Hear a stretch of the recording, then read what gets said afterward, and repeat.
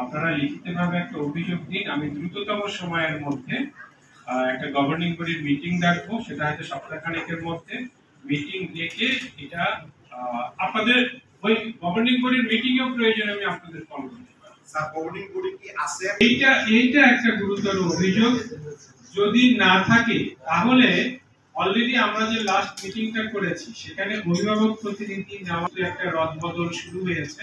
আমি এই জন্য বলেছি যে এটা আপাতত নেক্সট মিটিং এ আপনারা ছিল নাই, তাহলে একটা কাজ হতে পারে গভর্নিং বডিতে যেহেতু এখানে সর্বোচ্চ অথরিটি হিসেবে আমি আছি, আপনারা বললে আমি এটা একটা দ্রুত তদন্ত দিয়ে একটা সময় বেঁধে দেই, 1 সপ্তাহ বা 10 দিন, এর মধ্যে রিপোর্টটা আসুক। বাই দিস টাইম উনি যদি নিজের থেকে রিয়েলাইজ করেন, ওনার সাথে পরে আমি কথা বলবো, হারুন সাহেবের সাথে কথা বলবো, এই বিষয়গুলো নিয়ে আমি কথা বলবো। কিন্তু আমার অবস্থান থেকে শিক্ষা মন্ত্রণালয়ের চিঠির পরিপ্রেক্ষিতে আমরা আজকেই পদত্যাগ করতে হবে, এই অবস্থা থেকে উত্তরণ চাচ্ছি। আমি যেটা বলতে চাচ্ছিলাম স্যার, আমাদের ছাত্ররা সেই স্কুলে নিরাপদ না, সেক্ষেত্রে আমি আপনাকে রিকোয়েস্ট করব যে আপনি যদি তদন্ত করতে চান বা যাই করতে চান সেটা আপনি স্কুলের জন্য অবশ্যই করতে পারেন, সেটাকে আমরা সাধুবাদ জানাই। সেই প্রেক্ষিতে ওনাকে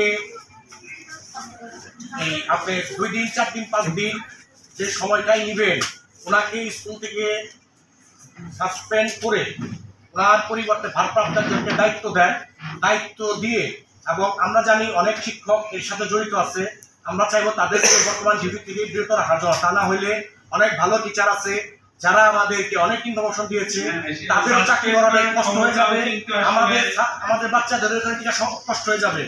এবং সরকার যেটা চাচ্ছে যে আমি প্রতিদিনই ডক্টর ইউনূস স্যারের এবং বর্তমান উপদেষ্টাদের যে ব্রিফিংগুলো হচ্ছে যে কোনো কিছু নিয়ে সবকিছু আমি মোটামুটি দেখি, তবে কিছু সিচুয়েশন এরকমই যে সিদ্ধান্ত আপনাকেই নিতে হবে।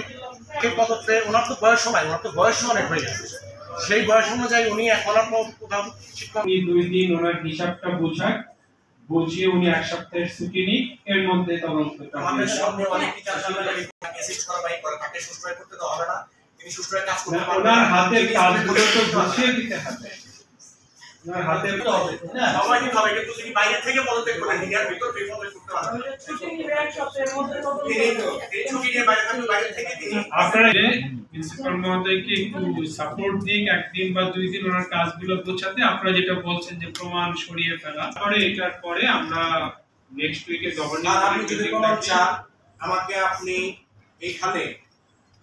যদি প্রমাণ চান আমাকে বলছেন যে আমরা তাকে ভিত্তিহীন ভাবে বলেছি। আমরা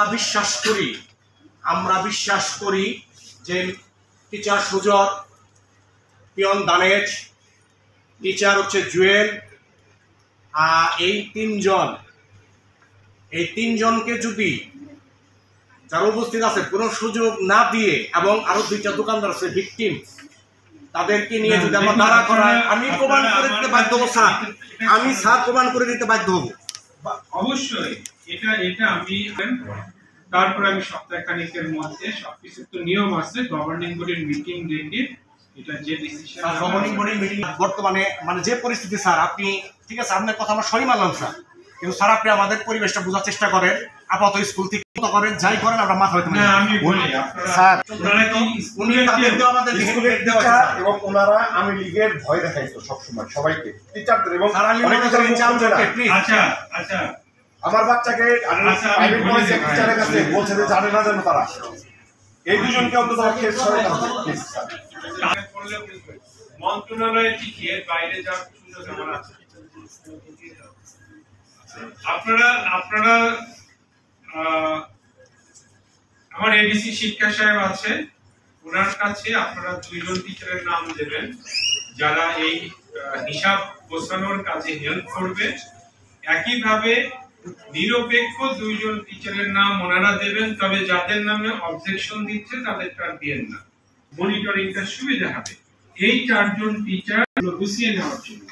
তারপরে আমি এর মধ্যে তো তদন্ত দিয়ে দিব, তদন্ত শেষ না হওয়া পর্যন্ত